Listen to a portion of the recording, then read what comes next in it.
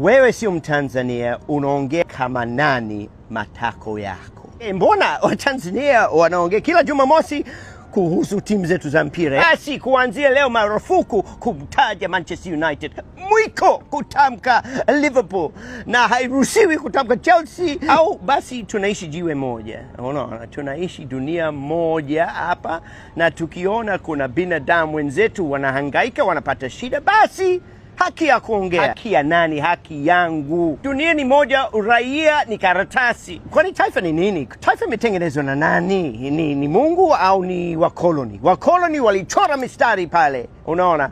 Ina maana Mkenya hana haki kwa sababu yuko ng'ambo wa mpaka ule uchoro na wakoloni. Watu wanateswa, watu wanauliwa, yani mtani kama mbwa, alafu huna karatasi. Unataka karatasi ya kupinga utekaji? Paka uwe na passport.